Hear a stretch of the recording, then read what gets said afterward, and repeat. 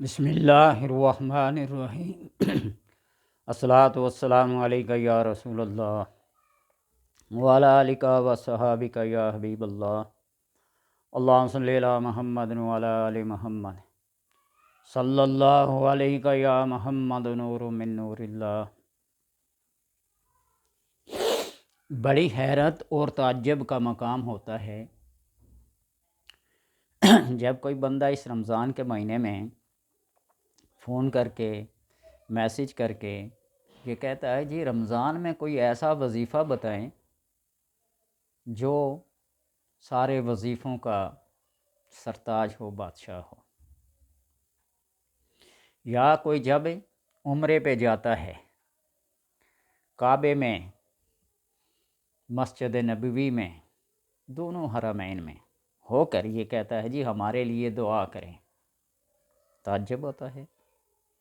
اس کی وجہ یہ ہے کہ اللہ تبارک و تعالیٰ نے رمضان کے اندر ہر ساعت، ہر لمحہ، ہر گھڑی ایسی رکھی ہے جس کے اندر اب دعا کرے تو دعا قبول ہوتی ہے، مستجاب ہے۔ بس اتنی بات یہ یاد رکھیں کہ جب آپ صلی اللہ علیہ وسلم نے یہ فرما دیا نا للصائم فرحتان، فرحۃ عند افطارہ وفرحۃ عند لقاء ربہ، روزے دار کے لیے دو خوشخبریاں ہیں، ایک افطار کے وقت اور ایک اپنے رب سے ملاقات کے وقت۔ افطار کے وقت اس لیے کہ اللہ تبارک و تعالیٰ نے اس وقت کو قبولیت کا وقت کہا ہے۔ نبی اکرم صلی اللہ علیہ وسلم نے فرمایا جو بندہ اس وقت میں دعا کرے گا افطار کے وقت، اللہ اس کی کسی دعا کو رد نہیں کرتا۔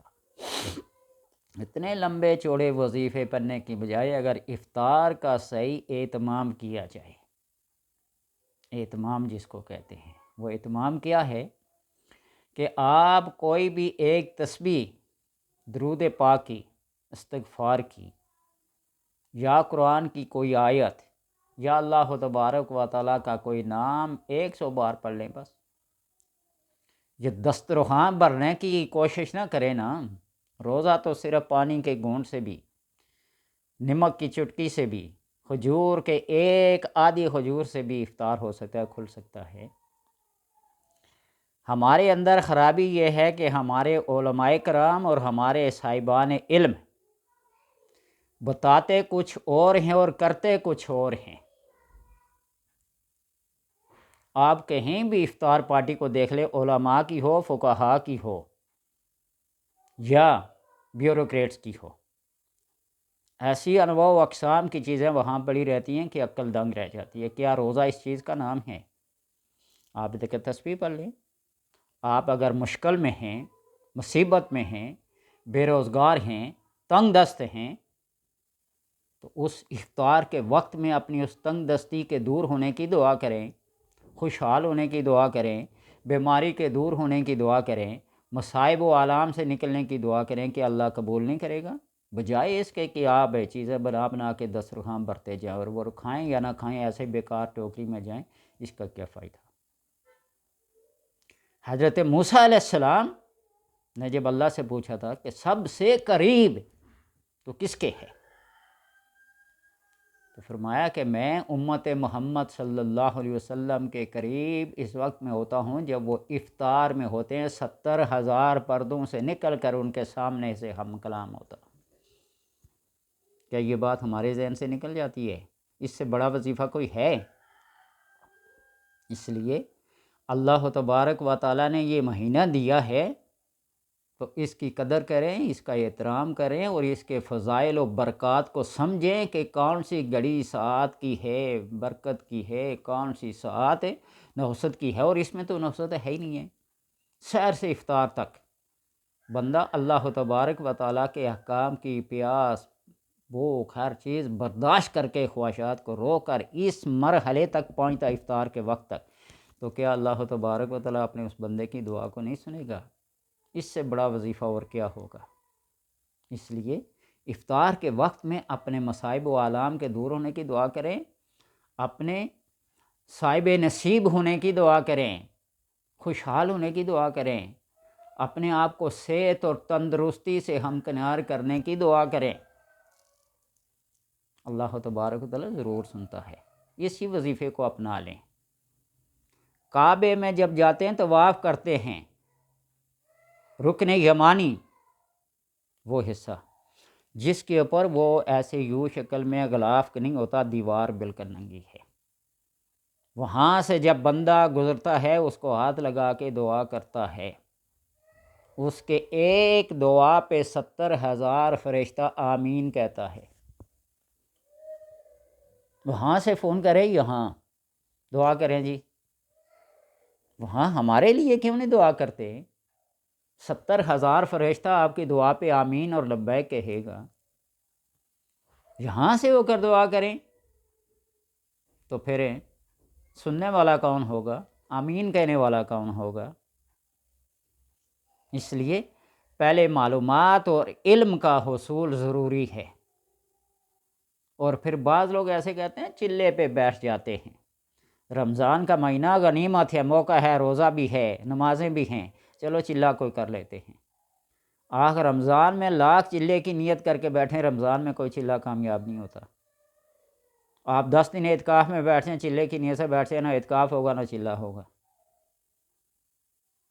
اس کے لیے علیحدہ سے ٹائم مقرر کریں۔ 4 مہینے میں کوئی چلہ ہوتا ہی نہیں ہے، جتنا زور لگا لیں، جتنا پڑھ لیں، جتنی پرہیز کر لیں، ان 4 مہینوں کے اندر چلہ ہوتا ہی نہیں ہے، عمل ہوتا ہی نہیں ہے۔ لیکن یہ باتیں کسی کو پتہ ہوں تو تب نا۔ اور ہمارا سوشل میڈیا بھی ایسا نا بے تک کی باتیں ایسے چھوڑ دیتا، اور میں اکثر کہا کرتا ہوں سوشل میڈیا کی کسی بات پہ یقین نہ کریں۔ احادیث کو دیکھیے، کوئی ایک حدیث بیان کر رہا ہوگا، دوسرا کو دوسری حدیث بیان کر رہا ہوگا، دونوں کے اندر مطابقت نہیں ہوگی۔ جب قرآن کی آیات کے اندر مطابقت نہیں رکھتے، آج کل یہی ایک رٹ لگی اتم الصیام الی اللیل، جس کو رات کا پتہ ہی نہیں ہے کہاں سے شروع ہوتی ہے کہاں سے ختم ہے، وہ بھی بحث کر رہا ہے۔ اسے کیا پتا سما کا کیا مطلب ہے؟ اتمو کون سا صیغہ ہے؟ الصیام کیا ہے؟ گرامر میں کیا واقعہ ہوا ہے؟ جس کو یہ بھی نہیں تھا وہ بھی بحث کر رہا ہے، روزے کو مکمل کرو رات تک کا کیا مطلب ہے؟ تو لہٰذا پہلے علم کا حصول ہے اور پھر بحث مباحثہ ہے۔ تو اس لیے کوئی بھی خبر ہو سوشل میڈیا کی، آپ اس کے اوپر کان نہ دھریں۔ اپنے یقین اور اعتقاد کو کمزور کرنے والی بات ہے، چاہے وہ میری بات ہی کیوں نہ ہو، لیکن اللہ کے کرم سے یہ میں حلفاً کہتا ہوں آج تک کسی کو کوئی غلط بات، کوئی ایسی بات جس کے اندر شک و شبہ ہو نہیں بتائی۔ تقریباً کوئی 1200 کے قریب میری ویڈیوز ہیں یوٹیوب پہ، فیس بک پہ، لیکن بات یہ ہے کہ دوسروں کو گمراہ کرنے کی بجائے خود اپنی اصلاح کریں، خود بھی گمراہ ہوں دوسروں کو بھی گمراہ کریں، تو پھر پچھلی امتوں کے زمرے میں جا ٹھہریں گے۔ دلو فادلو والی بات ہے۔ تو اس لیے حج پہ جائیں، عمرے پہ جائیں، وہاں کی جو دعائیں ہیں آپ انہیں اہتمام کے ساتھ، اچھی نیت کے ساتھ پڑھیں، کسی دوسرے کی منت کرنے کی ضرورت نہیں پڑے گی۔ رمضان کے اندر ایک نماز پڑھنے سے 70 گنا زیادہ ثواب ملتا ہے، یا 700 گنا۔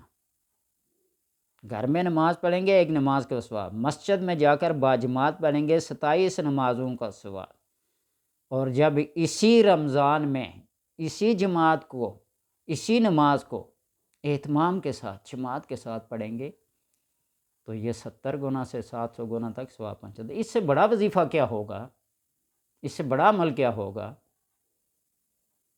اس لیے اپنے آپ کو کتابوں کے ساتھ منسلک رکھیں، تفاسیر کے ساتھ منسلک رکھیں، اور کسی راسخ فی العلم بندے کے ساتھ جو صرف شہرت کے لیے اپنے نام کے ساتھ مفتی لکھتا ہو، علامہ لکھتا ہو، صرف اس کے علامہ اور مفتی ہونے پہ نہ جائیں، اس کے علم کو دیکھیے کہ واقعہ اس کے پاس مفتی کا علم ہے یا نہیں، تحقیق کا کوئی مادہ تفقہ کا کوئی ذرہ اس کے اندر موجود ہے یا نہیں۔ علامہ کوئی معمولی چیز نہیں ہے، مولانا تو مولانا، علامہ تو بڑی دور کی بات ہے۔ علوم عقلیہ اور نقلیہ کا جو ماہر ہو، منطق اور فلسفہ، قرآن و حدیث کے ماہر کو علامہ کہا جاتا ہے۔ تو آج جس نے 2 کتابیں پڑھ لی ہے نا علامہ، جس نے کسی کو مسئلہ بتا دیا نا مفتی۔ امام ابو یوسف رحمۃ اللہ تعالی چیف جسٹس تھے، ایک مسئلے پہ 3 بڑی بڑی کتابیں لکھی، صرف ایک مسئلے پہ 3 جلدیں ہیں۔ جب ان کا آخری وقت آیا نا ہاتھ اللہ کی بارگاہ میں، یا اللہ یہ جو کچھ میں نے لکھا ہے لوگوں کو بتایا یہ حق اور سچ ہے، تو پھر تو میں تیرے نزدیک سرخرو ہوں، اگر یہ سب غلط ہے میری اپنی تصورات ہیں، تخیلات ہیں، خیالات ہیں جن کے اوپر لوگ چلتے رہے، تو یا اللہ پھر بتا میرا مقام کیا ہوگا، میں تو مارا گیا۔ یہ ہے تقویٰ، یہ ہے علم، یہ ہے خیر خواہی، یہ ہے اصلاح۔ تو اس لیے میری لوگوں سے یہ اپیل ہے، یہ گزارش ہے، یہ درخواست ہے کہ اللہ تبارک و تعالیٰ یہ جو مقدس لمحات عطا فرماتا ہے نا، اس سے فائدہ اٹھائیں، بجائے تسبیح پکڑ کے آپ کسی وظیفے کسی چلے کے چکر میں ہوں۔ آپ بس رمضان کو رمضان سمجھ کے، اس کو اللہ کا تحفہ سمجھ کے، اس کی جو ساعتیں آپ صلی اللہ علیہ وسلم نے اللہ نے برکت والی بتائی ہیں، ان ساعتوں کا احترام کریں، اس کے اندر اللہ تبارک و تعالیٰ کے حضور جھک جائیں۔ جو جو احترام کی باتیں، آداب کی باتیں آپ صلی اللہ علیہ وسلم نے رمضان کے بارے میں بتائی ہیں نا، ان کو اپنائیں۔ آپ کو کسی وظیفے کی، کسی بڑے عمل کی ضرورت نہیں پڑے گی۔ یہی بات کافی ہے، للصائم فرحتان، روزے دار کے لیے 2 خوشیاں ہیں، عند افطار ہی، افطار کے وقت۔ ساری چیزیں دن بھر کے لیے حرام ہوتی ہیں، اس کے منہ کے سامنے پڑی ہیں، وہ نہیں کھا رہا ہے جب تک کہ وقت نہ ہو۔ اس کا رکے رہنا ہی کتنی بڑی اپنی اس نعمت کی تکمیل کی نشانی ہے۔ اللہ کے حکم کی تعمیل کی اس سے بڑی دلیل اور کیا ہوگی؟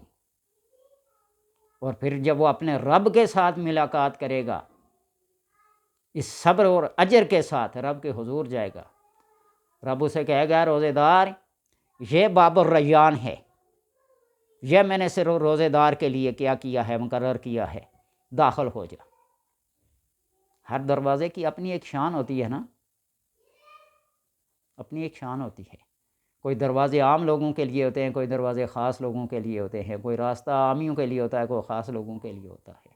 اور باب الریان جو دروازہ وہ صرف اور صرف روزے داروں کے لیے ہے۔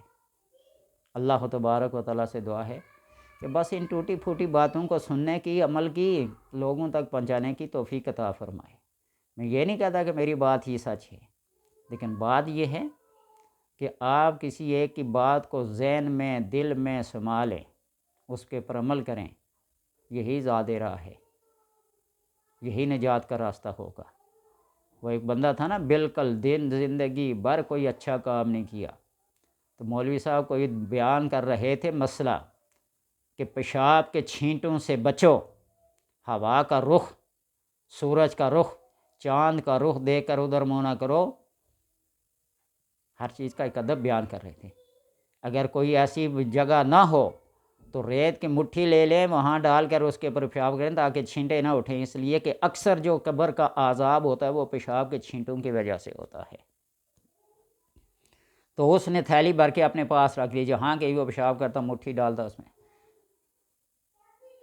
اب روایت ہے، حکایت ہے، میں کوئی قریب بیٹھا ہوا تو نہیں تھا، جس طرح کتابوں میں پڑھا ہے، بڑے راسخ لوگوں سے سنا ہے۔ منکر نکیر نے جب اس سے سوال کیا نا من ربوں کا، تو اس نے کہا مولوی صاحب کہہ رہے تھے کہ پیشاب کرتے وقت ریت کی مٹھی ڈالو، اور اسے ما دینوں کا، مولوی صاحب یہ کہہ رہے تھے ما کنت تقول فی ھذ حق الرجل، مولوی صاحب یہ کہہ رشتے بھی رہا۔ رب نے فرمایا کہ میرے اس بندے نے زندگی میں ایک ہی مسئلہ سنا ہے، ایک ہی پہ عمل کیا ہے، اسی عمل کی وجہ سے اس کو کیا کر دو، بخش دو۔